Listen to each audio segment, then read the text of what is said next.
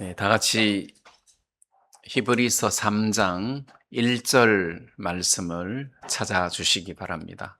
제가 읽겠습니다.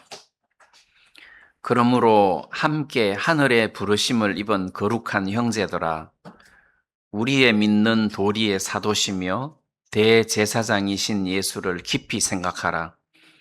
저가 자기를 세우신 이에게 충성하기를 모세가 하나님의 온 집에서 한 것과 같으니, 저는 모세보다 더욱 영광을 받을 만한 것이 마치 집 지은 자가 그 집보다 더욱 존귀함 같으니라. 집마다 지은 이가 있으니 만물을 지으신 이는 하나님이시라. 또한 모세는 장래에 말할 것을 증거하기 위하여 하나님의 온 집에서 사환으로 충성하였고, 그리스도는 그의 집 맡은 아들로 충성하였으니 우리가 소망의 담대함과 자랑을 끝까지 견고히 잡으면 그의 집이라. 6절 말씀까지만 읽겠습니다. 먼저 1절 말씀 끝부분에 보면 사도시며 대제사장이신 예수를 깊이 생각하라, 이런 말씀이 있습니다. 네, 우리 구원받은 사람이 우리의 사도시며 대제사장이신 예수를 깊이 생각하라. 예수를 깊이 생각하라. 어느 정도 생각하는 게 깊이 생각하는 것인가? 또 예수님의 어떤 부분을 생각해야 되는 것인가? 자, 이런 부분들을 한번 같이 생각해 보겠습니다. 여러분들이, 그래, 오늘 나는 예수님을 좀 생각해 봐야 되겠다. 그러면 예수님의 생애 중에서 가장 돋보이는 중요한 시점이 언제였을까? 그러면 예수님의 어느 부분을 생각하는 것이 가장 먼저일까? 아무래도 십자가 아니겠습니까? 예수님 그러면 십자가죠? 예수님을 깊이 생각하라. 예수님이 십자가에 못 박히셨다. 나를 위하여. 그분이 십자가에 못 박히셨으므로 내 죄를 대신 형벌을 받으셨고, 그리고 나를 의롭게 하신 것이다. 그 다음 또 예수님의 큰 사건을 생각한다면 당연히 부활이겠죠. 예수님이 십자가에 못 박혀 죽으셨다가 그냥 그대로 묻히신 것이 아니라 다시 살아나셨다. 다시 부활하셨다. 예수님이 부활하셨구나. 로마서 4장에 보니까 우리 범죄함을 위하여 내어줌이 되고 의롭다 하심을 위하여 살아나셨느니라 하셨는데, 부활하심으로 우리가 의롭다는 확정을 해주셨구나. 그리고 예수님이 다시 성천하셨단 말이에요.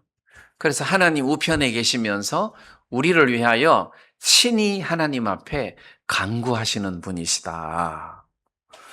예수님에 대해서 깊이 생각하라고 한다면, 자, 이런 어떤 중요한 부분들을 생각하고, 그 다음, 예수님 마구간에서 태어나셨구나. 아니, 하나님의 아들이 우리 죄를 위하여 죽으시면 되는데, 부자로 태어나서 편안하게 살다가 그러면 십자가에 못 박혀 죽으면 우리 죄가 안 씻겨지나? 아니 왕처럼 살다가 십자가에 못 박혀 죽어도 죄의 싹은 사망이니까 죄값을 우리 대신 지불하면 되는 거지, 굳이 마구간에서 태어날 필요가 있나? 굳이 나사렛 촌사람으로, 굳이 죄인의 친구로 이렇게 살면서 세상에 많은 고통과 고생을 하시면서 그렇게 하나님의 뜻을 이루셨나? 그것은 우리를 위하여, 그 히브리서 말씀에 그는 우리의 연약함을 체휼하지 않는 분이 아니요. 그러니까 체휼을 하셨다는 거지. 우리가 얼마나 연약한지를 체험을 했다는 거죠, 몸으로.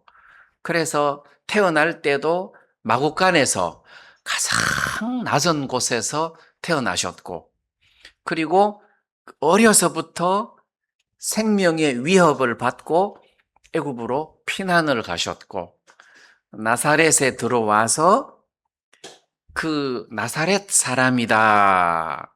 뭐 우리식으로 말하면 촌사람이다. 나사렛에서 무슨 선한 것이 나올 수 있겠느냐. 이제 이런 의미죠. 예수님은 이 세상에 계실 동안에 가장 낮은 곳에서 태어나셨을 뿐만 아니라 낮은 삶을 사셨고, 피곤하셨고, 배고프셨고, 목마르셨고. 자, 예수님이 이런 낮은 삶을 사신 것은 결국 우리를 위한 것이다. 그래서 예수님에 대해서 깊이 생각하다가 보면 내 이 형편을 아시겠구나. 내 이 목마름도 아시겠구나. 내가 이렇게 두려워하고 있는 것을 아시겠구나. 걱정하고 있는 것을 아시겠구나. 내가 이렇게 지금 며칠 동안 먹지 못한 것을 아시겠구나. 내가 지금 이런 어려운 일들을 겪고 있는 것을 아시겠구나. 그러면 아는 것이 다가 아니고 이것을 아시는 예수님이면 나를 그냥 못 본 채 하지 않으시고 도우시겠구나. 은혜를 베푸시겠구나. 이런 믿음이 생겨난다는 거예요. 그래서 우리 구원받은 사람이 이 히브리서 말씀처럼 예수를 깊이 생각해라. 복음서에 나타난 예수님의 생애를 우리가 익히 알고 있으니 그 부분을 깊이 생각을 해봐라. 그럼 예수님이 세상 계실 때 비 맞은 적이 없겠습니까? 당연히 비 맞으셨겠죠.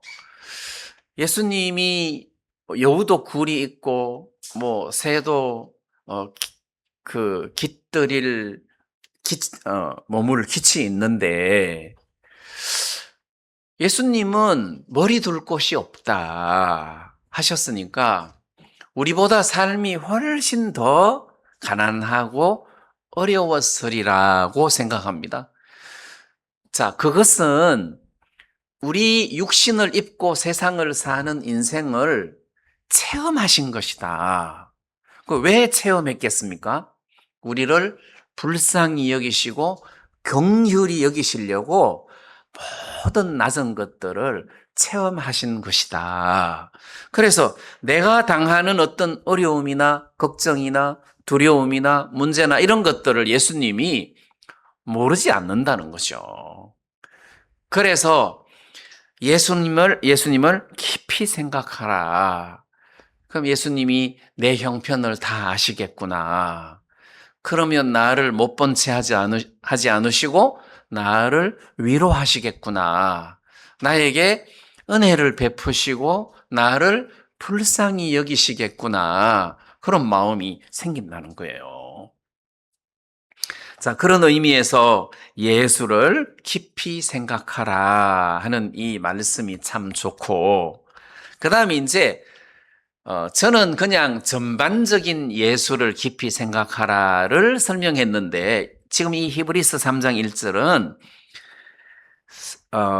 사도시며 대제사장이신 예수를 깊이 생각하라 이렇게 이야기하고 있습니다. 사도다. 자, 예수님이 대제사장이시다 하는 이야기는 많이 들으셨을 거예요. 근데 예수님이 사도라는 거지. 사도시다. 성경에서 예수님이 사도로 표현된 데는 없어요. 딱 여기 한 군데밖에 없어요. 예수님이 사도다.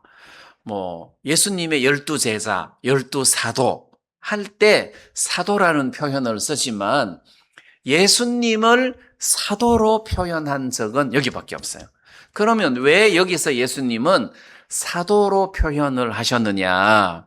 사도라는 말은 보내심을 받았다는 뜻이에요. 어떤 특별한 목적을 가지고 보내심을 받았다. 자, 그러면 예수님은 사도인데 누구의 보내심을 받았겠느냐? 당연히 하나님의 보내심을 받았다. 하나님 아버지의 보내심을 받았다. 왜? 어떤 특별한 목적을 가지고 보내심을 받았다. 그게 하나님의 뜻이잖아요. 뭐겠습니까? 히브리서 10장에서는 이 뜻을 쫓아 예수 그리스도의 몸을 단번에 들이심으로 말미암아 우리가 거룩함을 얻었고, 저가 한 제물로 거룩하게 된 무리를 영원히 온전케 하셨느니라. 이게 하나님 뜻이었단 말이에요. 이 목적으로 하나님께서 예수님을 보냈고 예수님은 보내심을 받았다는 거죠. 자, 그러면 예수를 깊이 생각하는데 사도이신 예수를 깊이 생각해라. 사도다. 예수님은 보내심을 받았다. 보내심을 받았다. 어떤 목적으로 보내심을 받았느냐? 하나님의 뜻을 이루시는데 우리를 거룩하게 하시기 위하여 보내심을 받았다. 그럼 예수님이 십자가에 돌아가실 때 다 이루었다 하시고 머리를 숙이시고 영혼이 돌아가셨으니까 하나님의 뜻을 다 이루었다는 거죠. 그것은 우리를 거룩하게 하는 것이고 우리를 구원하는 것인데 십자가에서 예수님은 우리의 죄값을 지불하심으로 우리를 거룩하게 하셨다는 거예요. 하나님의 뜻을 이루셨다는 거예요. 우리의 죄를 깨끗하게 씻으셨다는 거예요. 그거를 생각하라는 겁니다. 사도이신 예수님을 생각해라. 그럼 다 이루었다 했으니까 끝났는데 뭐 할 게 있느냐. 이 책은 히브리서예요. 그러니까 히브리인들에게 보내는 편지다. 그 말이죠. 근데 구원 안 받은 히브리인들이 아니라 구원받은 히브리인들에게 보내는 편지다. 그 말이에요. 근데 이제 구원받은 히브리인들 중에는 더러 율법주의자들도 있고 그 사람들의 영향을 받아가지고 그래도 우리가 안식일을 지켜야 되는 거 아니냐, 할례를 받아야 되는 거 아니냐, 그래도 우리가 모세의 율례를 지켜야 되는 거 아니냐 해서 유대인들은 모세를 굉장히 크게 생각한단 말이에요. 그래서 그 복음서 요한복음 9장에 보면 소경과의 유대인들 대화에서 이렇게 보면 우리는 모세의 제자다. 모세의 제자다. 그걸 굉장히 자부심을 갖고 있다는 겁니다. 모세의 제자다. 그래서 모세가 시내 산에서 하나님 앞에 율법을 받았다 해서 모세를 굉장히 크게 생각한단 말이에요. 그런데 히브리서에서는 모세는 하나님의 집의 종이지만 예수는 하나님의 아들이다 해서 예수님을 모세보다 훨씬 이렇게 크고 높게 앞세우는 것을 히브리서에서 발견할 수 있다는 거죠. 자, 그렇기 때문에 하나님의 아들이신 예수님이 율법의 요구를 다 이루어 주었다. 그래, 하나님이 우리들에게 내린 율법, 그 율법이 우리들에게 요구하는 게 뭐냐? 이걸 다 지켜라. 못 지키면 저주를 받아라. 이게 율법의 요구 아니냐? 근데 예수님이 세상에 오셔서 율법을 다 지키셨다. 그리고 우리가 못 지킨 죄에 대한 형을 예수님이 십자가에 못 박혀 죽으심으로 우리 대신 저주를 받으셨다. 그래서 예수님이 율법의 요구를 완벽하게 이루어 주셨기 때문에 더 이상 이제는 우리가 율법 아래 있을 필요가 없다. 예수님은 우리를 율법에서 해방을 시켜 주셨다. 그래서 사도이신 예수를 깊이 생각하면 율법에서 자유를 얻는다는 거죠. 내가 뭘 해야 한다는 의무에서 벗어난다는 겁니다. 모든 수고에서 쉼을 누린다는 거죠. 할 게 없다는 겁니다. 그래서 안식으로 넘어가는 거예요. 우리의 믿는 도리의 사도시며 이렇게 되어 있습니다. 3장 1절에 보면 우리의 믿는 도리의 사도시며, 이 말은 사도는 사도인데 우리의 믿는 도리, 그러니까 우리가 믿는 사도, 도리는 다른 번역으로는 신앙 고백이에요. 신앙 고백, 진리. 우리가 믿는 진리의 사도다. 다른 번역으로는 신앙 고백이라고 했습니다. 우리가 예수님을 고백할 때 베드로처럼 주는 그리스도시요 살아계신 하나님의 아들이십니다. 이렇게 고백했잖아요. 그럼 우리 같으면 내 모든 죄를 씻어주시고 이제 내 인생의 주인이 되신 예수님이십니다. 이런 거죠. 그래서 신앙 고백의 사도이신 예수님이다. 이걸 깊이 생각을 하라는 거예요. 이걸 깊이 생각하면 내가 할 일이 없어지는 거예요.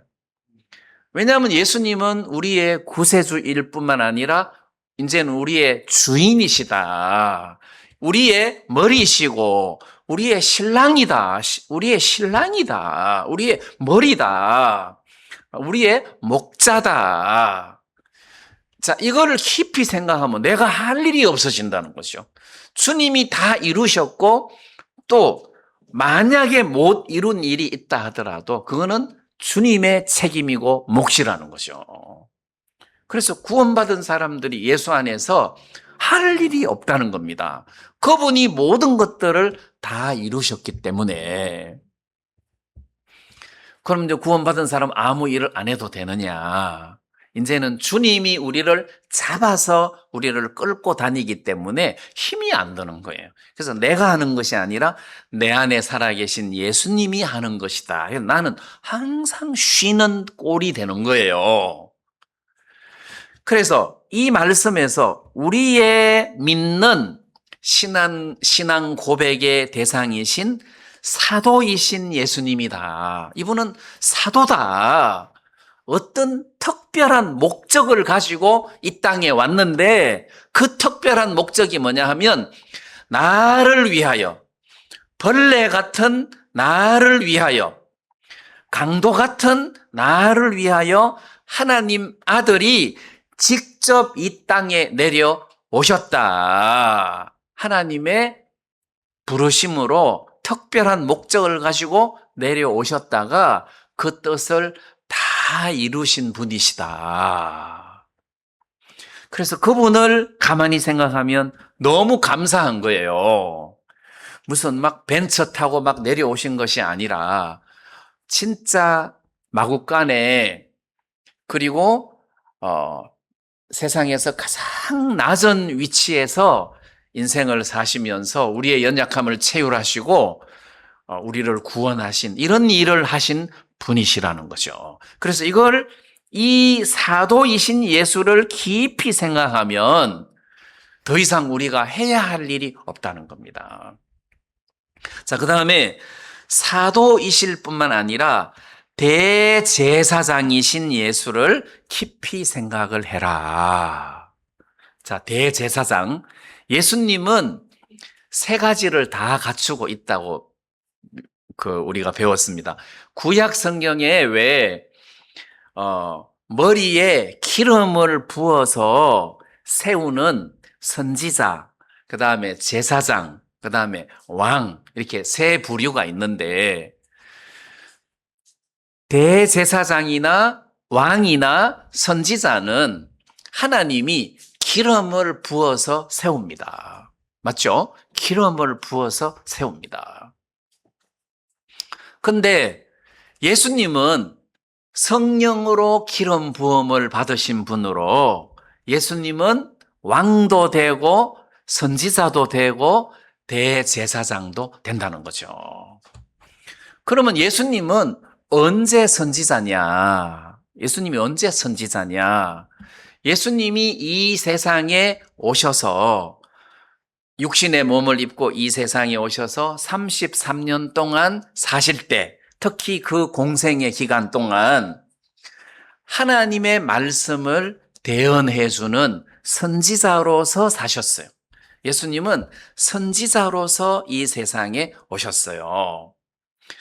그래서 예수님 말씀하시기를 선지자보다 더 나은 자니라. 예수님은 선지자로 오셨는데 선지자보다 훨씬 나은 분이다. 그 다음 예수님은 왕인데 그럼 언제 왕이냐? 예수님이 지상재림을 하시고 세상을 심판하시고 천년 왕국에 임하실 때 그때 예수님은 천년 동안 이 세상을 다스리는 왕으로 사실 것이다. 그래서 예수님은 왕이에요. 그러면 예수님이 대제사장이신데 대제사장은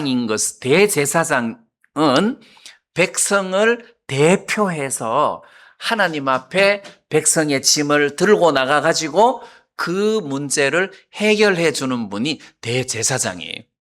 선지자는 하나님 편에 서서 하나님을 대신해서 백성들에게 말씀을 전해주는 하나님 편에 선 자가 선지자고, 그 다음에 대제사장은 사람 편에 서서 하나님 앞에 들고 나가가지고 문제를 해결해 주시는 분이다. 그럼 언제 예수님이 이런 일을 하시느냐? 성천하시고 난 다음에 하나님 우편에 서서 우리들을 위하여 항상 하나님 앞에 간구하시는 대제사장으로 계신다는 거죠. 그래서 십자가에 못 박히신 예수님은 다시 말하면 대제사장이 하나님 앞에 제사를 드릴 때 제물을 드려야 되잖아요. 근데 대제사장이신 예수님은 자기 몸을 제물로 하나님 앞에 드렸다는 거죠. 그러면 그것보다 더 위대한 제물이 어디 있겠습니까? 대제사장이신 예수님은 자기 몸을 하나님의 제단에 드렸어요. 그리고 그 피를 성막에 뿌린 것이 아니라 하늘의 제단에 뿌리려고 성천하셨단 말이에요. 하늘로 올라가셨단 말이에요. 그 뿌리시고 그 다음에 하나님 우편에 계시면서 우리를 위하여 중보하시는 분이시다. 그래서 대제사장이 지금 하나님 우편에 서서 우리를 위하여 간구하고 계신다. 그러면 우리의 믿는 도리의 사도시며 대제사장이신 예수를 깊이 생각하면 내가 걱정할 일이 없는 거예요. 나한테 문제가 생겼다. 내가 설사 또 죄를 지었다 하더라도 화목 제물이신 대제사장이신 예수님이 하나님 우편에 서서 나를 위하여 간구하고 계시니까 내가 할 일이 없다는 거죠. 할 일이 없다. 그래서 대제사장이신 예수님은 나를 대신해서 하나님 앞에 나가가지고 하나님 앞에 간구하시니까 왜 재판할 일이 있을 때 피고가 직접 변호할 수도 있지만 유능한 변호사를 사서 나를 대신해서 아는 것도 많고 말도 잘하고 자격도 있고 하니까 나를 대신해서 변호사가 재판관 앞에 이야기를 쫙 일사천리로 해주면 나는 가만히 있어도 쉽잖아요. 재판하기가 쉽잖아요. 그러면 하나님과 나 사이의 관계를 무죄로 만들고 화목하게 만들기 위해서 대제사장이신 예수님이 변호사 역할을 하면서 하나님 우편에서 나를 대신해서 쫙 변호를 해주면 내가 걱정이 되겠습니까? 안 된다는 거죠. 그러면 대제사장은 지금 하나님 편이에요? 내 편이에요? 내 편이라는 거죠. 내 편이다.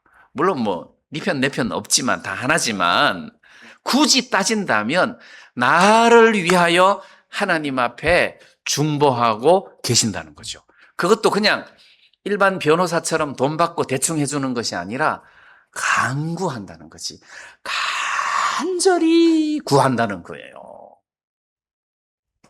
자, 이런 예수님을 가만히 생각하고 있으면 나한테 안식이 찾아오고 그 다음 그 예수님을 향한 고마운 마음이 가득 생길 수밖에 없다는 겁니다.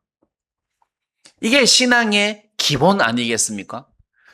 구원받은 사람 마음의 기본이 예수를 깊이 생각하는 가운데 그분이 나를 위하여 어떤 일을 하셨는가를 생각하고 그 일을 생각하다가 보면 마음속에서 감사한 마음이 팍 일어난다는 거죠.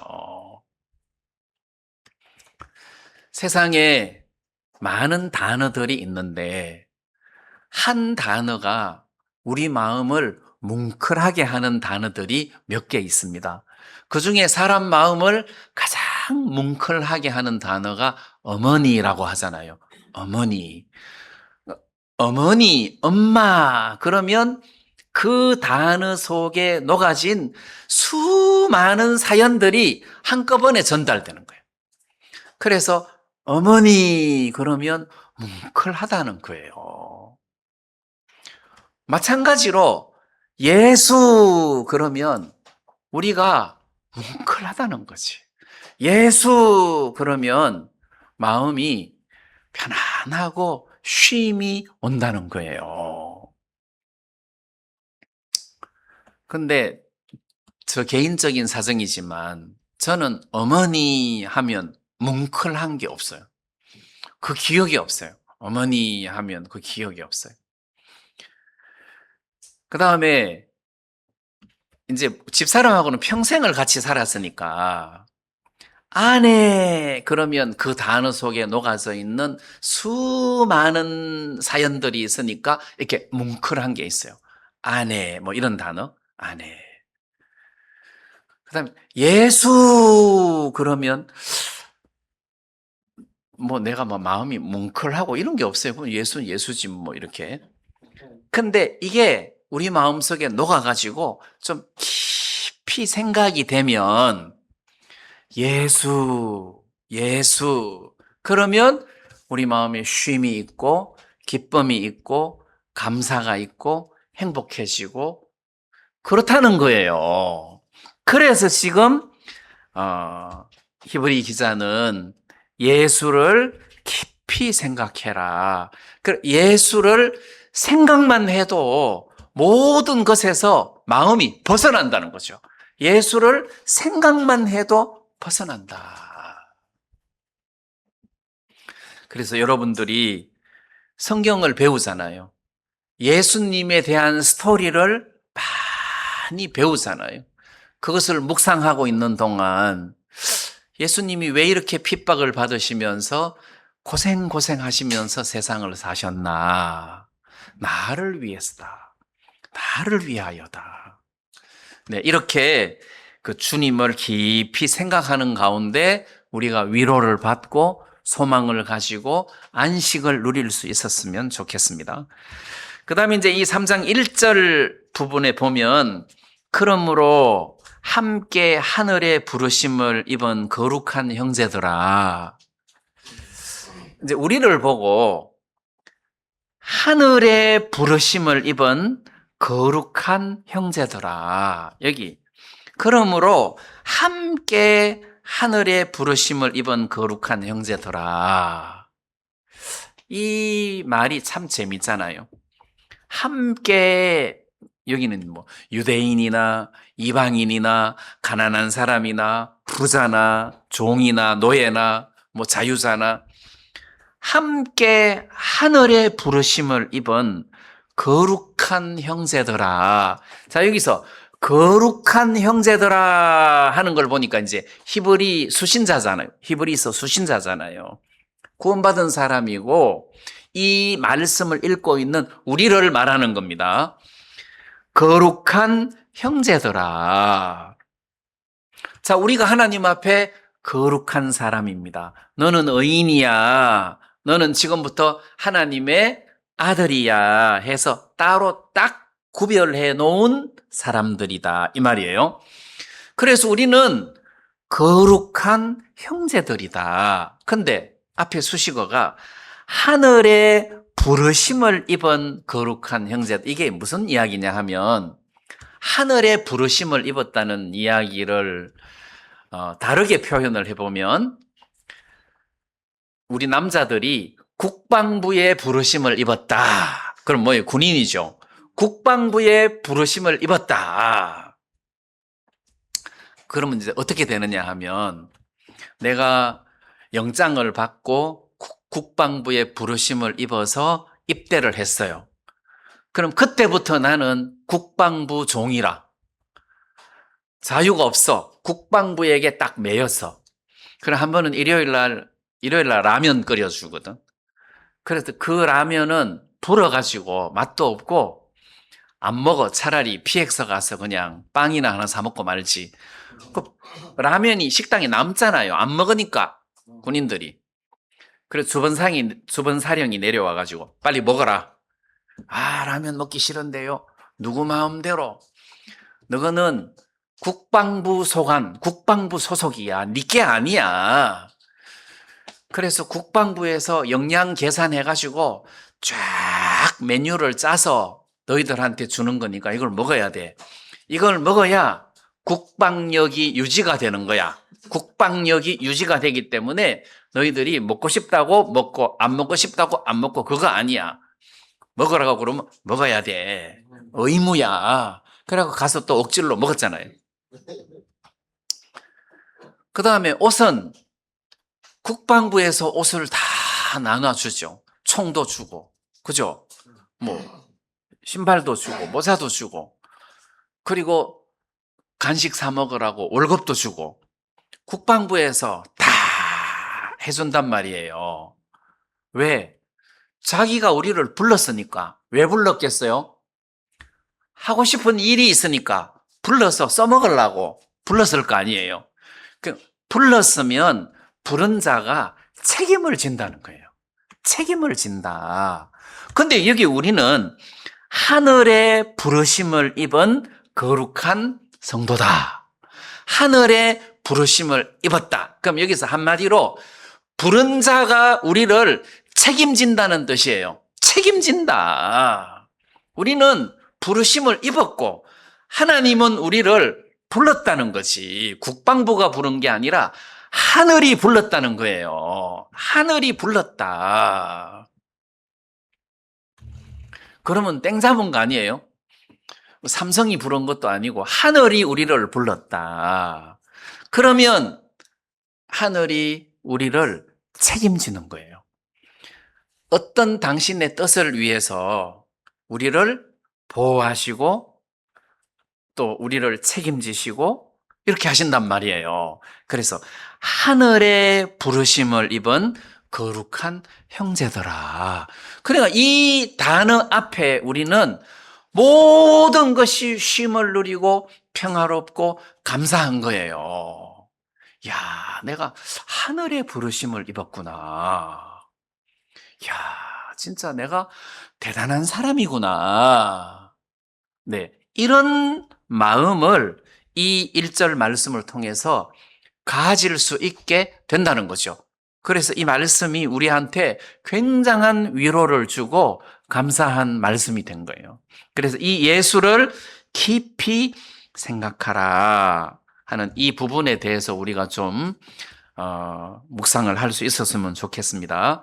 그 다음에 이제 우리가 3장 1절을 읽었는데 3장 1절 이전에 보면 예수님이 이 땅에 오셔서 하신 일들을 좀 이렇게 기록해 놓으셨어요. 예를 들면 2장 14절에 보면 뒤에 사망의 세력을 잡은 자 곧 마귀를 없이 하시며 마귀를 멸하시며 이 말입니다. 예수님이 세상에 오셔서 우리를 괴롭혔던, 우리를 사망으로 끌고 다녔던 마귀를 멸하셨구나. 마귀를 멸하셨구나. 왜 아담과 하와를 유혹해서 선악과를 따먹게 하고 하나님과 멀어지게 하고 원수가 되게 했던 그 강교한 마귀를 멸하시려고 예수님이 세상에 오셨다. 그 다음에 2장 15절은 죽기를 무서워함으로 일생에 매여 종로로 타는 모든 자를 놓아주려 자유를 주려 하셨다. 그러니까 인생은 종노릇을 하잖아요. 일생에 매여, 죄에 매이는 사람, 돈에 매이는 사람, 가족에게 매이는 사람, 직장에 매이는 사람, 사람들이 매여서 종노릇을 하면서 인생을 산단 말이에요. 근데 주님은 매여서 종노릇하는 모든 자를 놓아주려고 세상에 오셨다는 거죠. 그래서 우리 구원받은 사람들은 주님이 모든 것에서 우리를 풀어주셨어요. 풀어주셨다. 그래서 우리 인생에게 가장 무서운 것은 죽음인데 구원받은 사람은 죽음이 그렇게 두렵지 않다. 만약에 죽음이 찾아오면 딱 인정하고 주님 앞에 설 준비를 딱 하면 그만인 거예요. 그래서 여러분들이 꼭 100살까지 살아야 됩니까? 특별한 목적이 있습니까? 100살까지 살아야 될 어떤 특별한 목적이 있습니까? 아니지요. 그냥 일찍 죽는다고 해서 불행하다는 법도 없어요. 주님이 허락하시는 데까지 살면 돼요.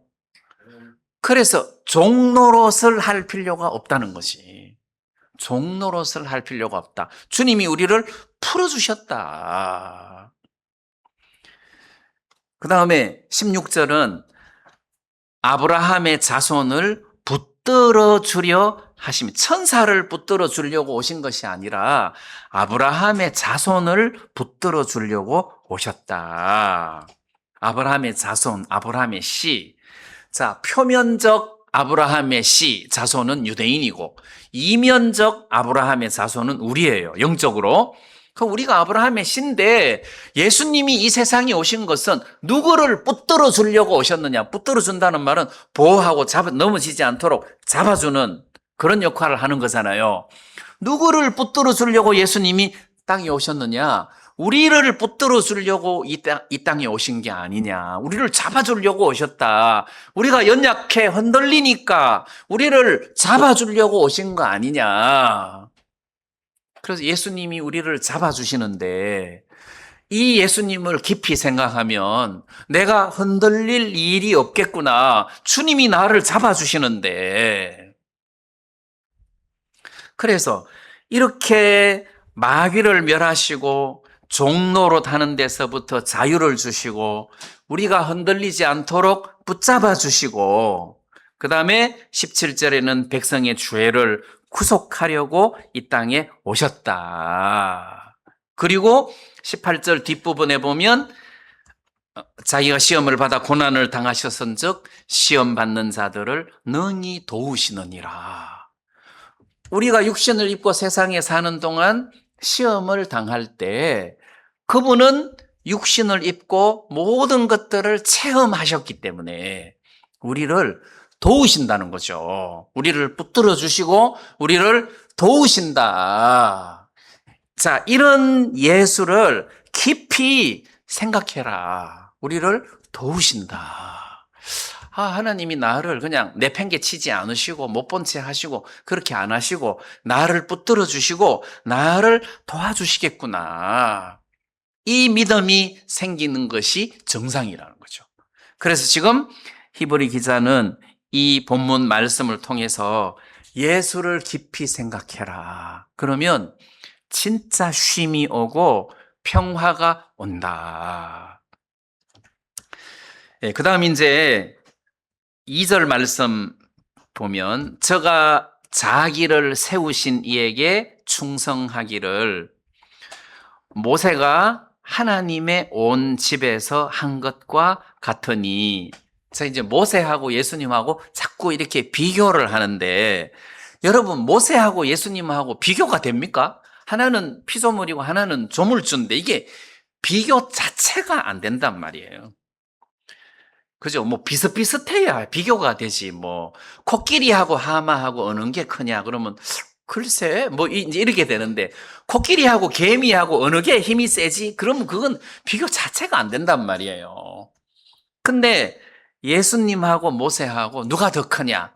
이거는 코끼리하고 개미하고 뭐 누가 더 크냐? 그런 거나 마찬가지. 이 비교 자체가 안 된다는 거예요. 근데도 이렇게 비교를 하는 이유가 유대인들은 모세를 너무 크게 생각하는 거라. 원래 개미인데 하마처럼 생각하는 거예요. 유대인들은 하마처럼 생각하는 거예요.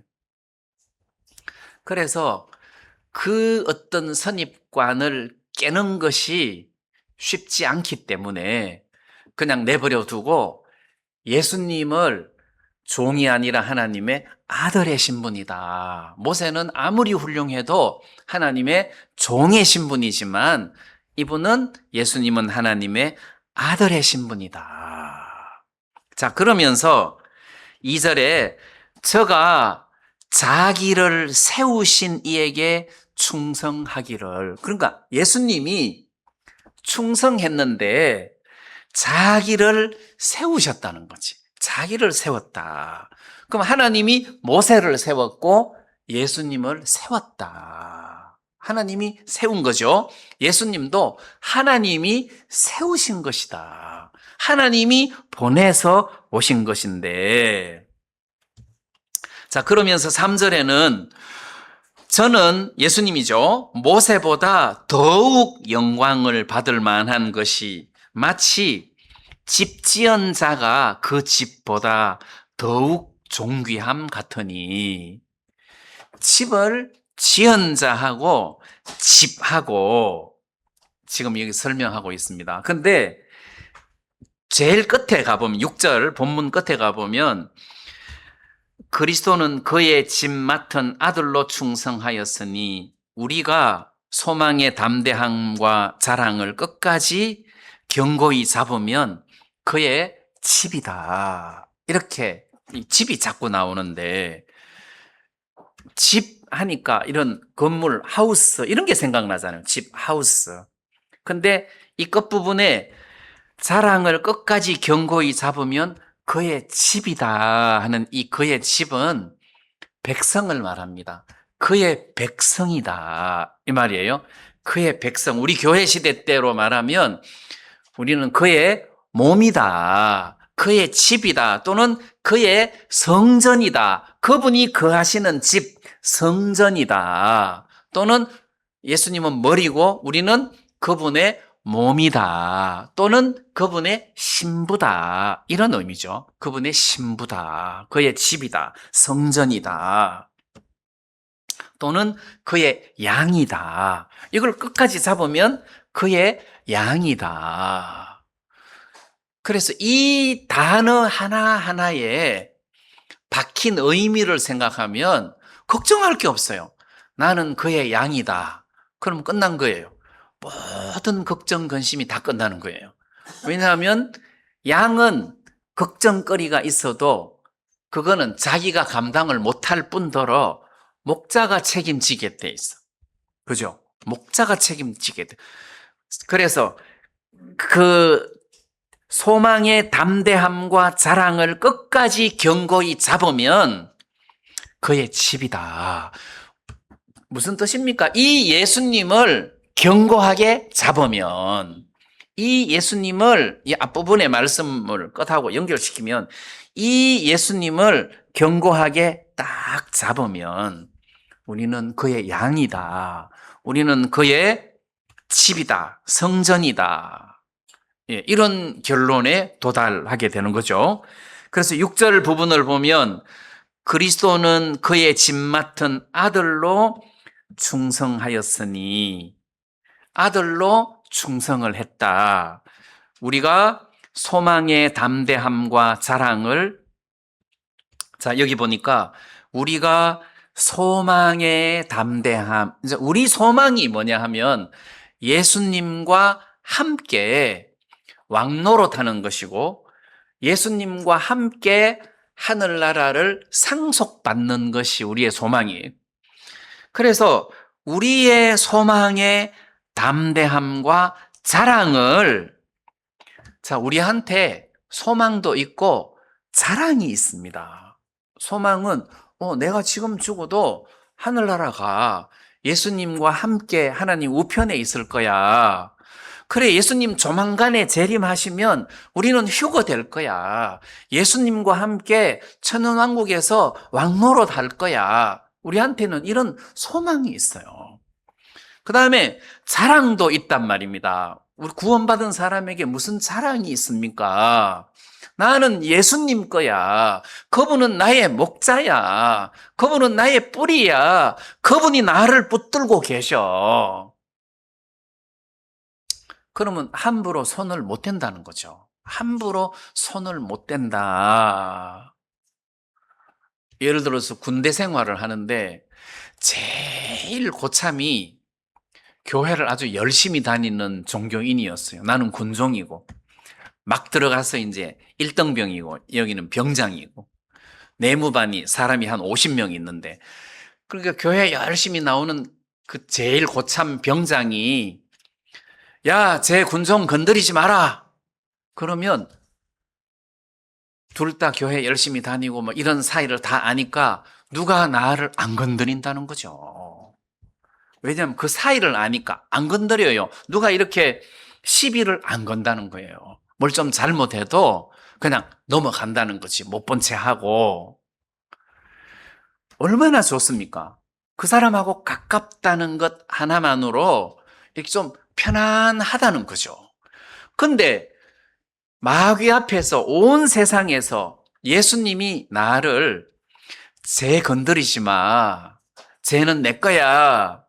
하고 예수님이 나를 딱 잡고 있다는 소문이 쫙 퍼지면 누가 나를 건드릴 수 있느냐는 거죠.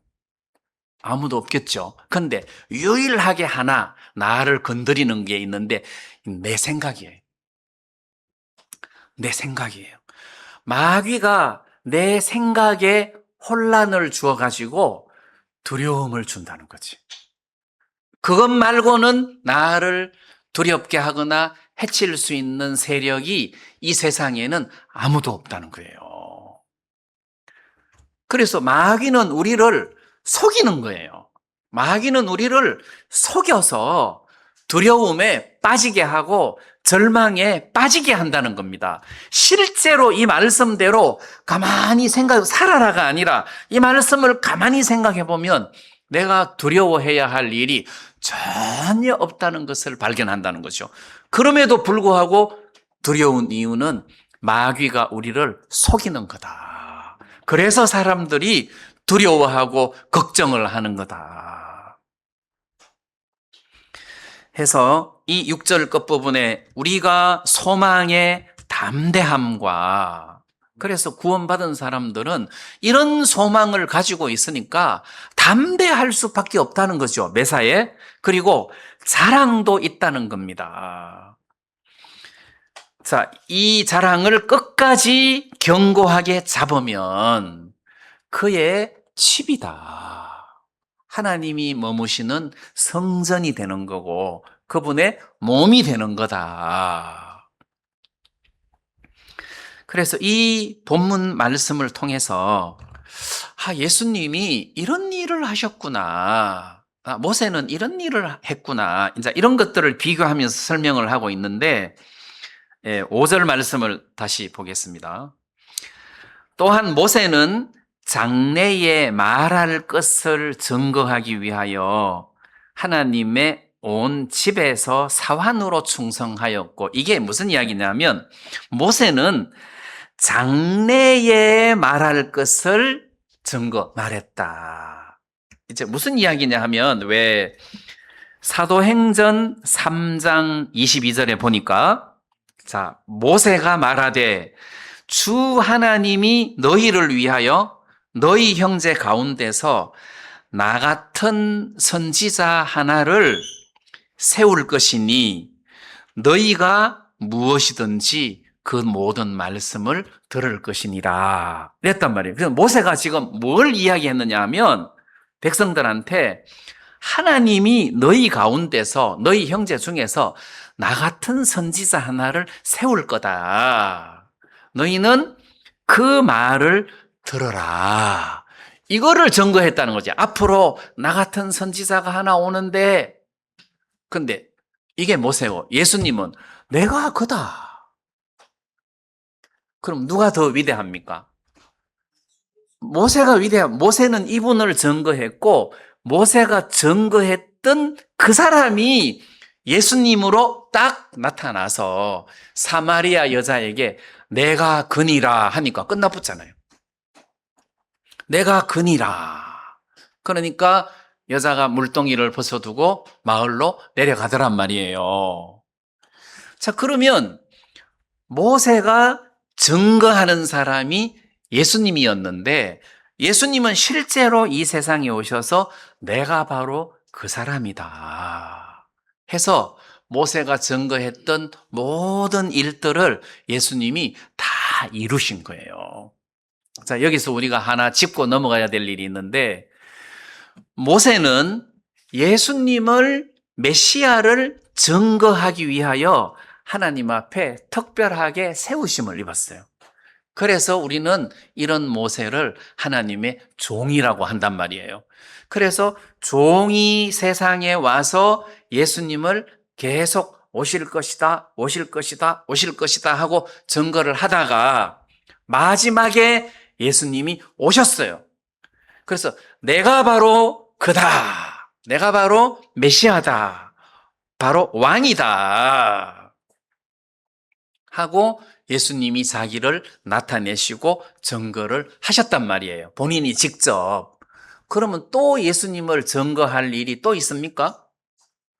본인이 와가지고 내가 그다 하면 끝난 거 아니에요. 그렇죠. 근데 또 무슨 종을 세워가지고 이분이 예수님이라 하고 증거하는 일은 없다. 왜? 예수님이 예수님이 바로 그분이다 하고 예수님이 증거하셨고 그 다음에 그 모든 기록을 성경에다가 기록을 다 해놓았기 때문에 이제는 성경을 통해서 예수님이 그분이다 하는 사실들을 확정해 나가는 일만 남은 거예요. 그래서 그 성경을 잘 풀어 설명해 주는 은사를 가진 사람이 목사일 뿐이지 이 교회 시대 때에도 모세 같은 특별한 종을 세워서 하나님이 일하지 않는다는 겁니다. 지금은 성경 말씀을 통해서 일을 하시는 것이 종을 통해서 일을 하시는 시대가 아니라는 겁니다. 종은 구약에 나타난 개념의 종이 아니고 성경 말씀을 잘 풀어서 설명을 해주는 은사를 가진 목사를 이야기하는 겁니다. 그래서 종의 말을 안 들으면 저주받는다. 종을 영접하지 않으면 저주받는다. 엘리사 봐라. 그 소년들이 엘리사를 조롱하니까 암콤이 와가지고 그래서 그 구약의 엘리사 선지자는 신약의 예수님으로 봐야 된다는 거죠. 예수님이 결정된 예수님이 끝이다. 근데 지금도 또 엘리사 같은 사람이 나타나서 내 말 안 들으면 뭐 곰이 나타나서 죽듯이 암 걸린다 하고 그러면 그거는 이단적 요소가 너무 많은 거예요. 예, 그렇게 우리가 두려워할 필요는 없다. 해서 예수님은 하나님의 아들의 신분으로서 이 세상에 오셨고 모세는 장래 일을 말했고 예수님은 본인이 직접 내가 그다 이렇게 하나님의 일을 하셨으니까 누가 높고 누가 실제적이냐? 예수님이라는 거죠. 그래서 예수님을 이렇게 굉장히 넓고 깊게 설명을 하면서 우리들에게 율법에서부터 해방을 주고 안식과 자유를 주고 있는 말씀이라는 생각을 하니까 하나님 앞에 참 감사한 마음이 있었습니다. 네, 우리 말씀 여기까지만 드리겠습니다.